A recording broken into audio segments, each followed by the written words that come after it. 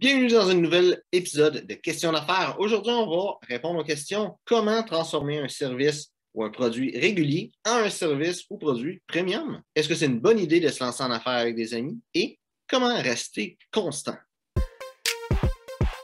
Être entrepreneur, c'est être payé pour aimer sa vie. Donc, première question, comment transformer un service ou produit régulier en service ou produit premium?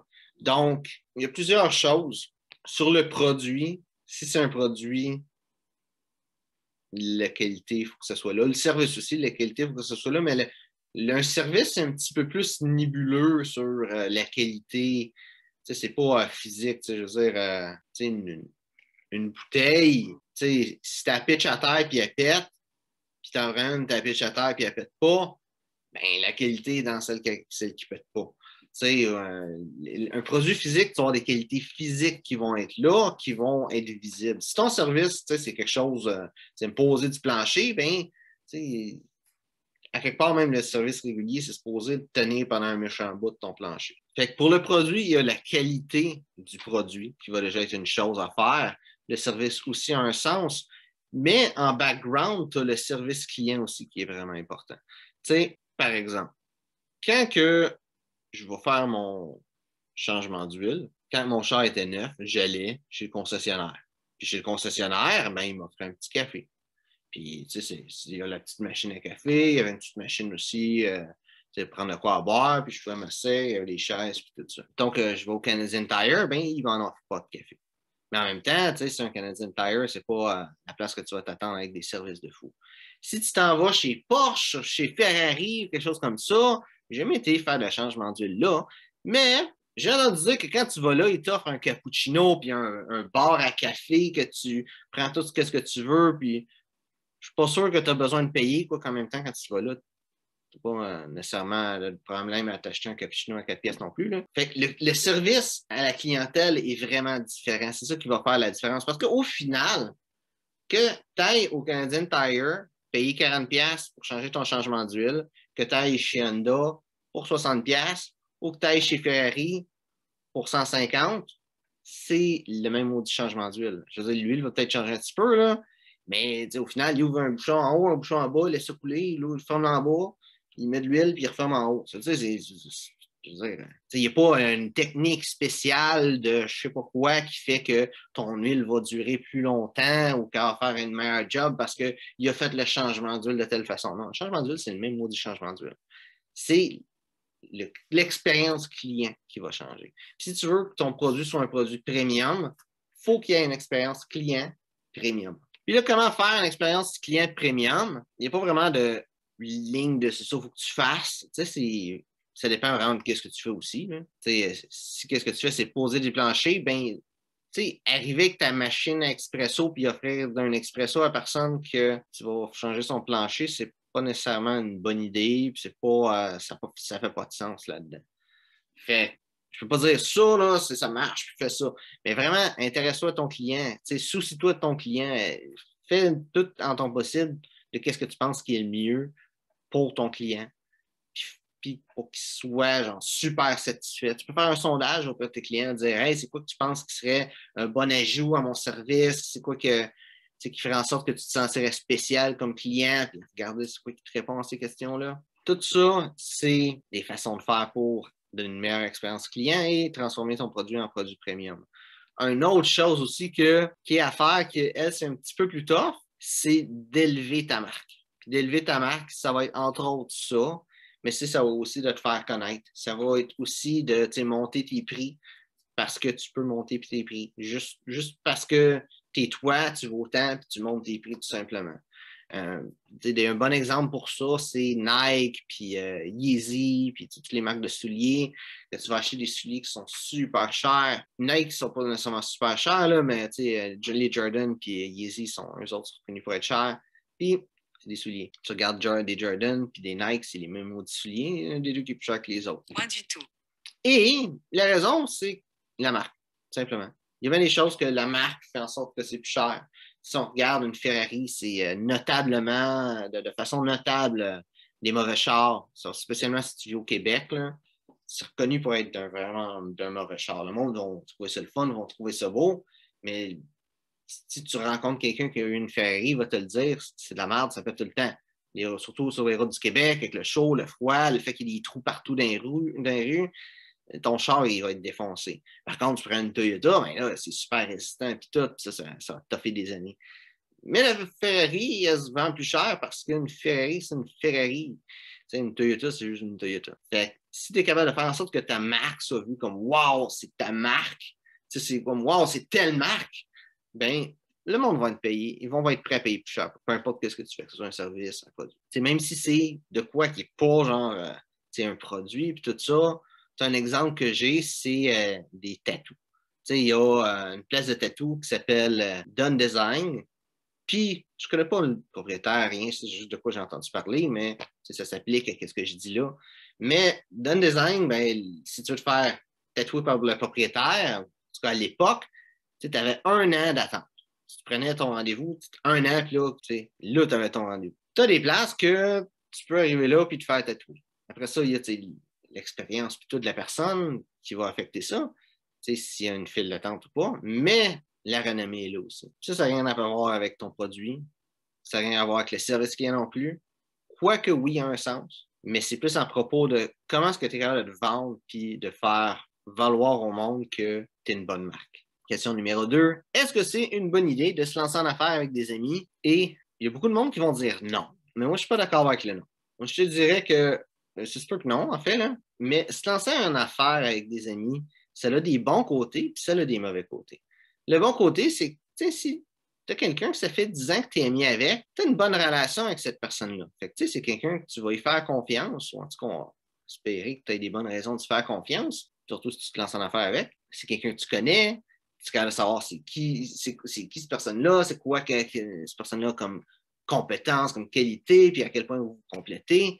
Puis d'avoir quelqu'un, même ami ou pas ami, d'avoir quelqu'un comme partenaire d'affaires, ça aide à ça aussi. Si toi, tu es bon dans quelque chose, mais pas dans une autre affaire, tu as quelqu'un qui est bon dans cette affaire-là, mais pas dans qu'est-ce que tu es bon, ça peut faire une super bonne dynamique pour faire avancer une business. Si vous êtes 3-4 à être bon dans chacun un aspect de l'entrepreneuriat ou de l'entreprise que tu veux bâtir, même si ce n'est pas dans l'entrepreneuriat en particulier, bien, la business va aller beaucoup plus rapidement parce que tu as des choses que comme entrepreneur, tu es obligé d'apprendre. Mais si tu as quelqu'un d'autre qui connaît cette affaire-là, ça va être plus facile. Puis, comme propriétaire, vous n'êtes pas obligé de vous rémunérer. Fait que, ça, c'est le bon côté-là. Le mauvais côté, par contre, puis c'est là où la plupart du monde vont dire que non, c'est pas une bonne idée, c'est que la force d'une entreprise, c'est la force que la relation a entre les propriétaires.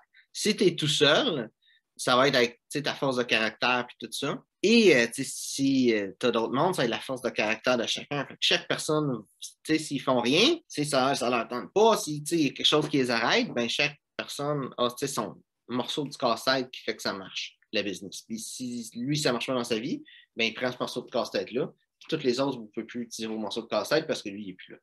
Fait que ça, c'est un des risques qu'il y a d'être avec du monde. Aussi, les temps changent, les choses changent à travers d'une personne, à travers d'une vie, puis on ne sait pas ce qui va se passer vraiment dans le futur. Fait que c'est peut-être que la personne va changer, peut-être qu'il y a des choses qui vont arriver, peut-être un drame qui va arriver, qui va être obligé de se retirer de l'entreprise. Ça, c'est quand même relativement facile à compenser s'il y a un propriétaire qui disparaît, on va mettre des guillemets là-dessus, qui ne fait plus la business.